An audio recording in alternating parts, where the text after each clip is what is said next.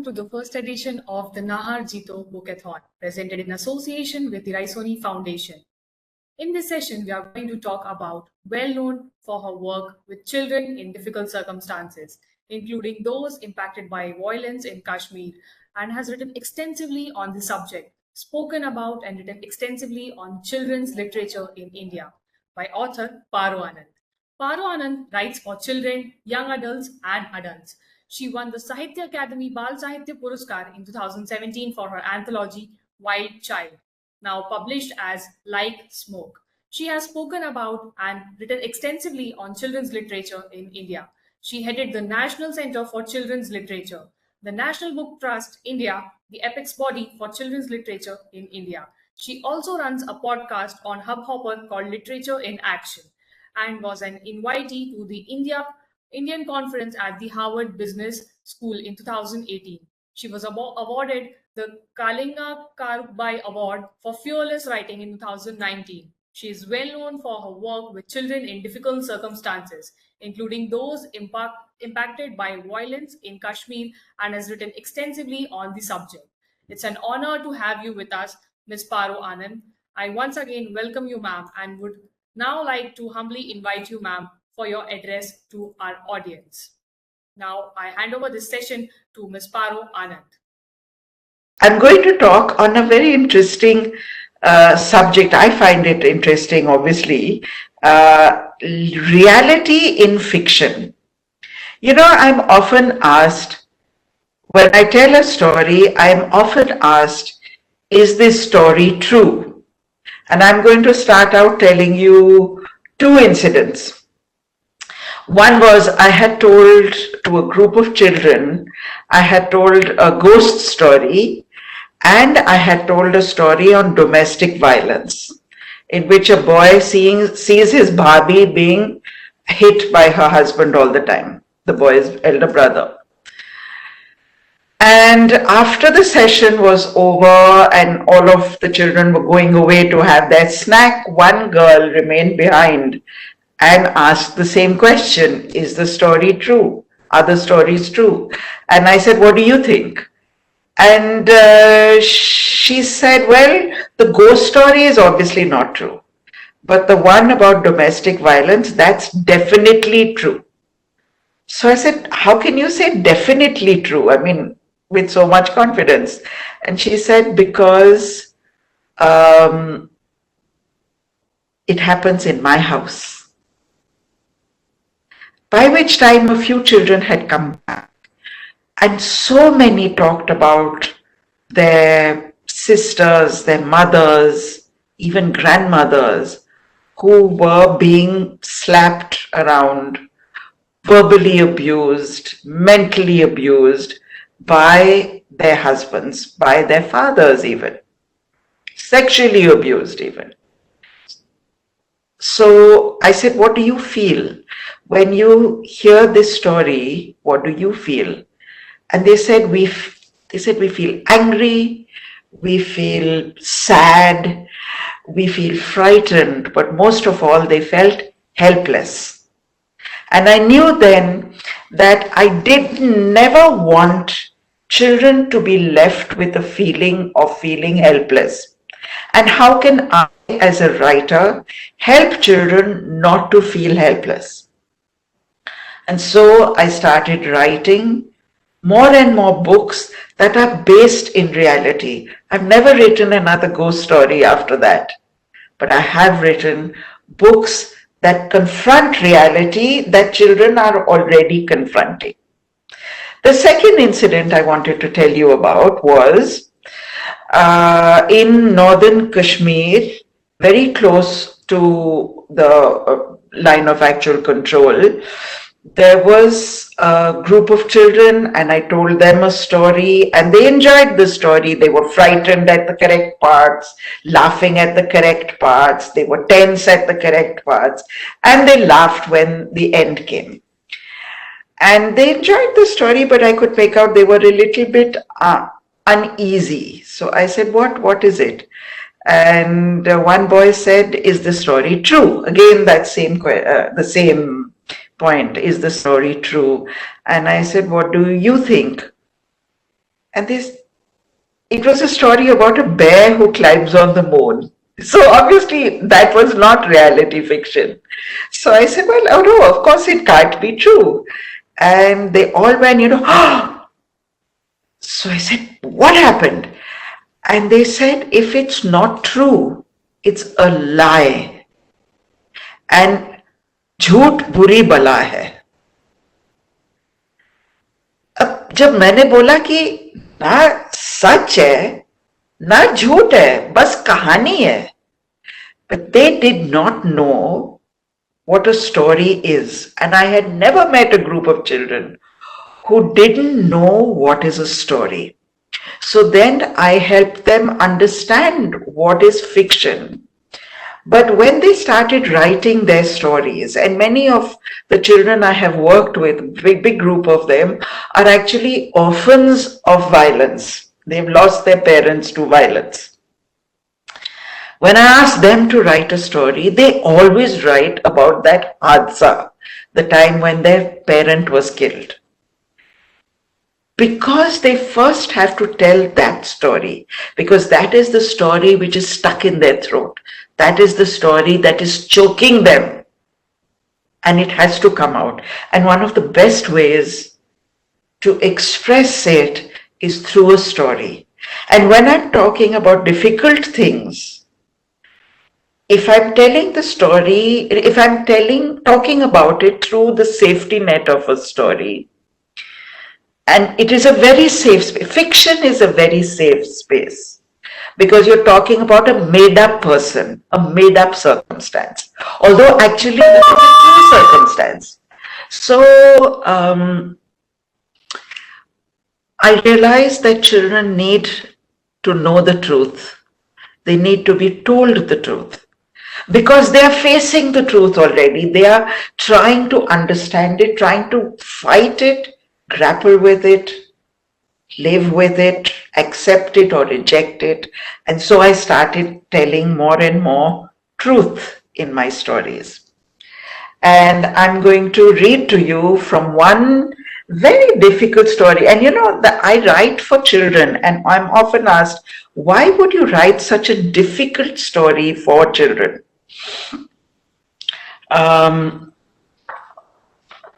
So where are we? Let me find the page. This is my book called The Other. Okay, The Other. And the story that I'm going to tell you is called Learning to Love Again. And I'll come back to why that title once I've read this. You don't know my nightmares. You don't see the dark shadows looming above my bed, or smell the whiskey on his breath, or feel the weight of him as he presses against me, crushing my body as his hand roughly shuts down my voice. Sometimes I awake from non-sleep to find myself in a sweat, shaking and trembling like an earthquake has hit my bed. I'm too frightened to move. I can't scream. He's taken my voice from me. And so my screams are trapped in my chest, choking me with those hands, pudgy and soft, like there was no bone underneath, but strong, stronger than the whiskey on his breath, the heat of him, the weight of him, and I'm screaming again. Deep inside my being, I'm screaming, my mouth stretched wide, my throat hurting from silent screams that scratch me.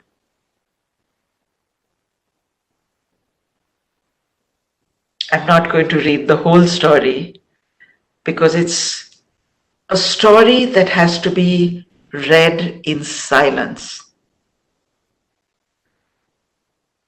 Yes, it's a story about rape.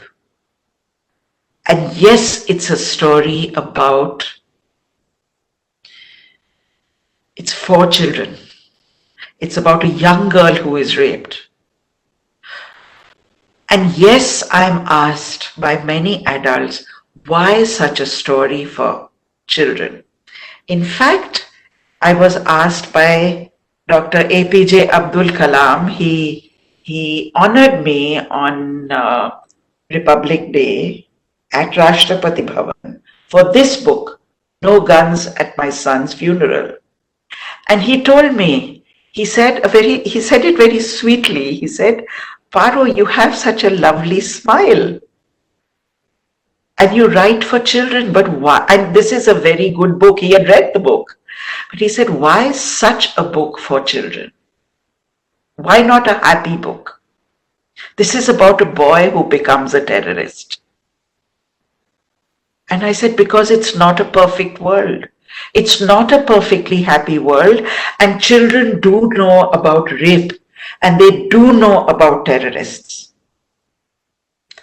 And in a school not long ago, I had talked about a story from this book about a girl who is brought up to hate Muslims because she is told that her father was killed by a Muslim bomb.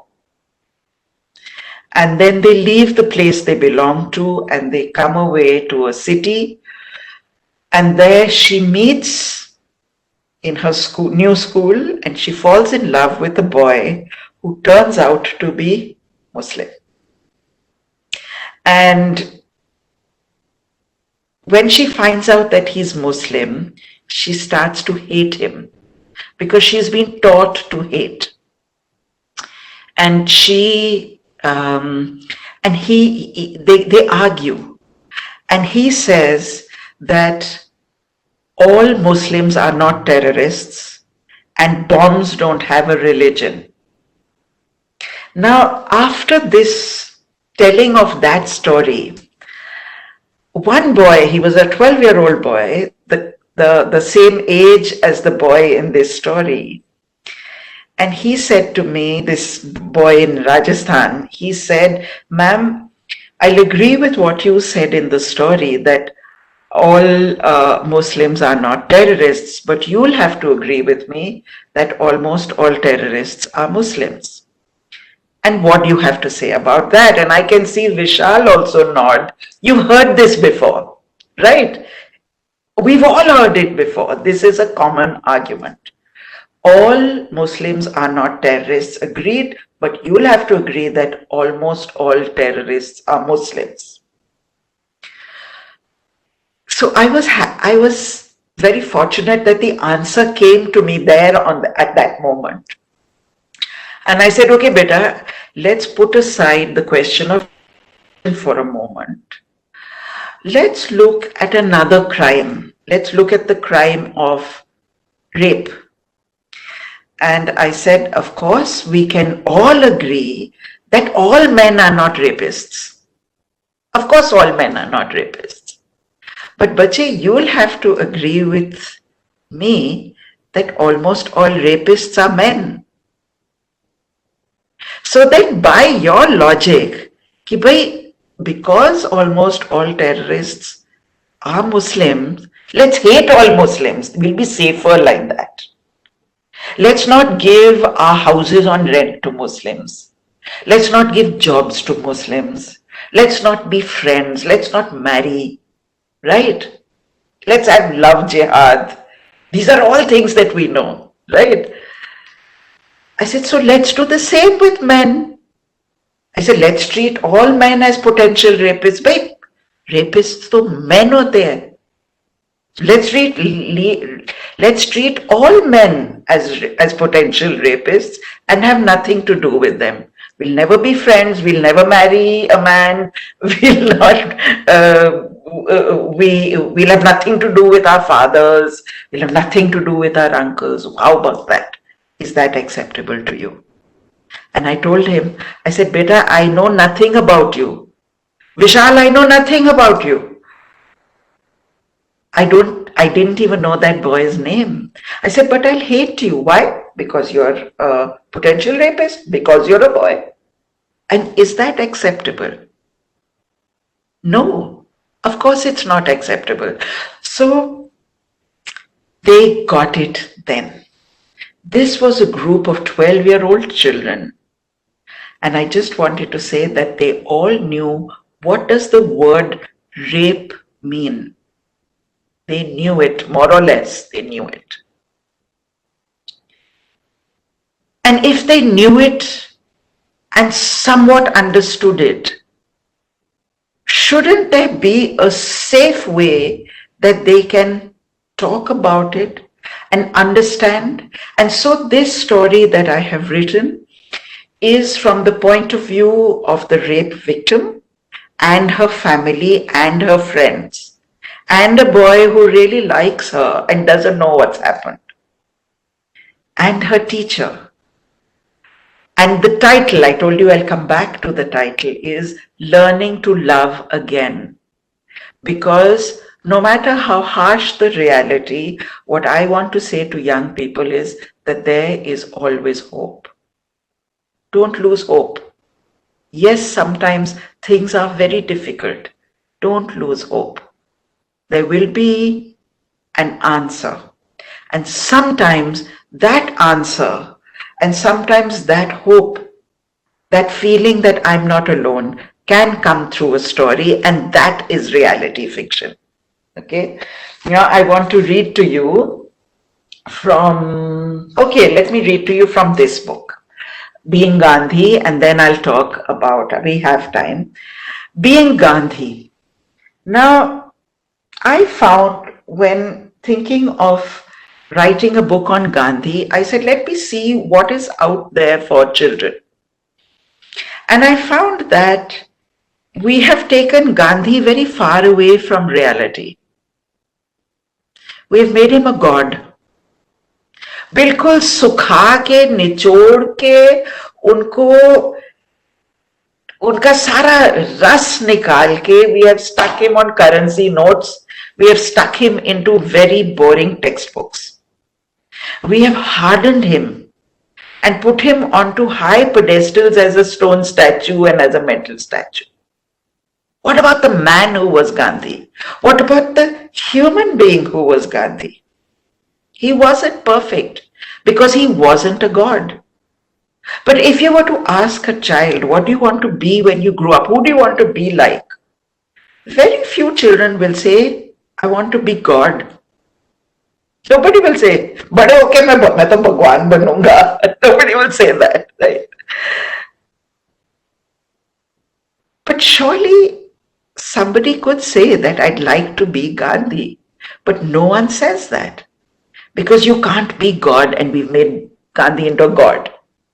So I decided to write a book on not Gandhi the man, not the freedom struggle, not the, of how the British rule was broken by Gandhi and all of that, but rather brought Gandhi to a more modern setting so that you people could be, could understand that and discover that what Gandhi said and what he taught is still very relevant today. Okay, so here goes. And when I go to a school and I say, I'm going to tell you, I'm going to read a book on Gandhi, and they all are, boring, right? Yeah. And then I start reading chapter 1. The title of the chapter is My Life Sucks, Just Sucks. And all the students go, hey, a book on Gandhi that starts with this line? Ye kya hai? Preeti ma'am, she is nice and everything, but you've got to admit she's one of the most boring teachers in the world. It's like a necessary qualification. In an interview, a potential teacher gets asked, are you boring? And the teacher, if the candidate says, no, I'm a very interesting person. I have a great sense of humor. Wrong answer, out, next. Because teachers aren't meant to be interesting. They're meant to be boring. Like, now just think of it. When in a class, a whole classroom bursts out laughing, what does the teacher do? Vishal, what does the teacher do when the whole class starts laughing? What does They the have to teacher do? keep quiet. Exactly. Why? Because bahar pata na chale that there was fun happening in the class. Right? But Preeti ma'am, she is the most boring teacher on earth. And I start to make a drawing about the queen of Boringistan, who is Preeti ma'am, the queen of Boringistan, where dogs are always asleep and everyone is sleepy, even the trees are mara hua, and everybody walks around, nothing to do, no laughter, nothing to hear. Ouch! Ah, what is it? Someone has pinched my ear and I'm going to turn around and slap them, but the whole class does, oh, because it is Preeti man. She has pinched my ear and she has snatched this paper from my hand. And she's looking at it. She doesn't smile, she doesn't laugh, she doesn't have a sense of humor. What are you going to do for your project? Blank. I don't know what project she's talking about. I wasn't paying attention. I was drawing boring his time. Answer me! Ma'am, I'll think about it and tell you tomorrow. Bakwas, na, he doesn't know. So what do you do when the teacher's asking you and you don't know? What do you do? Right? So I drop my pencil and I bend down and I ask my friend, and answer me, as the teacher says, and I quickly stand up. My friend has said, Gandhi, Gandhi. Ma'am, Gandhi is such a vast topic. I will have to think very carefully because, ma'am, all classes are doing something for Gandhi Jayanti, you know. I mean, every time when October is going to come, क्या करते हैं कोई नाटक, every class is doing from nursery onwards एक नाटक करते हैं, किसी बच्चे को धोती पहना देते हैं, बेचारे को ठंड में खड़ा कर देते हैं, एक सोटी पकड़ा देते हैं, उसको एक गंजी वो पहना देते हैं, गंजा वाला वो विग, एंड उसको गोल चश्मे पहना देते हैं, एंड बस उसको, और फिर कोई बच्चों को कोट्स पहना देते हैं कि वो ब्रिटिशर्स हैं.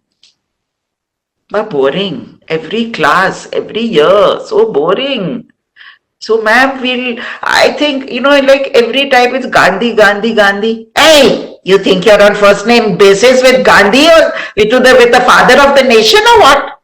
And I want to say, ma'am, if I was on first name basis with the father of the nation, I would have said Mohandas. Mohandas Karamchand Gandhi. Yes, that's what I'm talking about. And the homework assignment that Chandrasekhar, the boy in the book, is given is to be Gandhi for 1 week. Be Gandhi, how? He says, there are no British soldiers and British people to throw out. Oh, shall we throw out the foreign students? But of course she doesn't laugh. Remember, she has no sense of humor. So she says, Chandrasekhar, you have to be Gandhi. You have to, any action that you're doing, think what would Gandhi do and do it like that.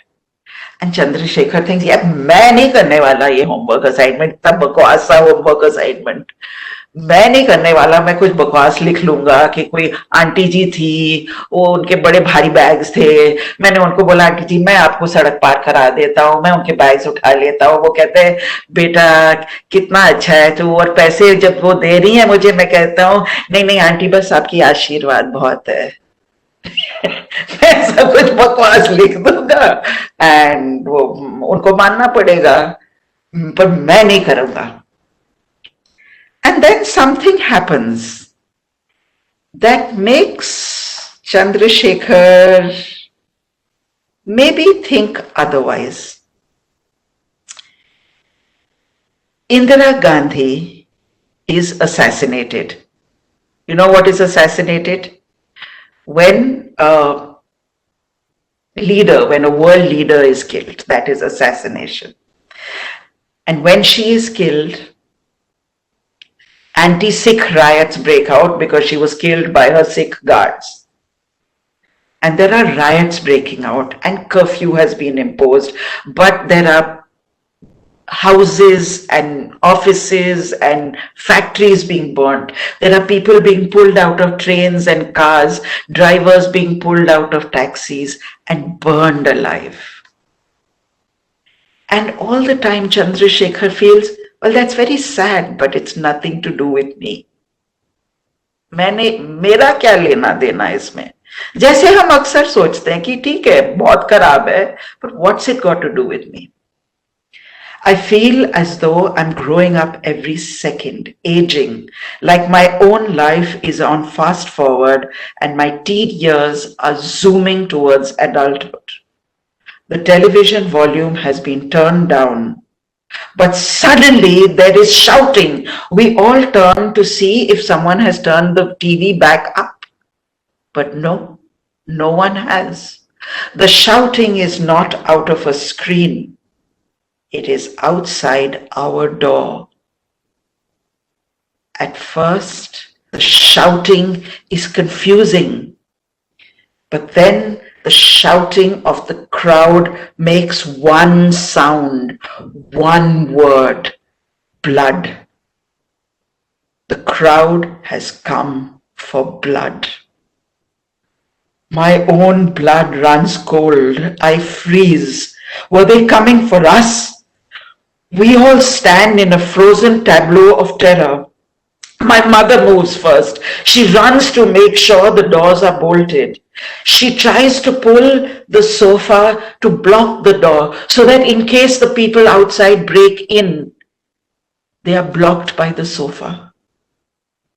She shouts to my father, come and help me, help me. But he stands there. He shakes his head. It's not for us, he says. And like a jigsaw, everything falls in place. They've not come for us. They've come for the Sikh family who live in the flat across the corridor. Ma, what will they do to him? What will they do to that? But Ma is crying. Ma, what about Kiran and Sharon? Are they going to be okay? Can we go and get them? They're just children, Ma. They're my friends. But we can't do anything. The sounds of cutting and breaking and the smells of burning burst in upon us as though we ourselves are burning, as though we ourselves are breaking. But we can't do anything. I go to my room and on my bed are all the books that Preeti ma'am made me borrow. The books I had promised I would not read because they're all on Gandhi. Not knowing what else to do, realizing that the death of the Prime Minister had something to do with me, I flip open one book. And in it I see the words, Gandhi's words, in a gentle way you can shake the world. And a shiver goes down my spine. And I think, if Gandhi was here today, what would he do? He would find some answer. He would find some way. He was Gandhi. And I wonder, can little old odd me, can I be Gandhi? Can I do something? Can I be better? Can I be Gandhi?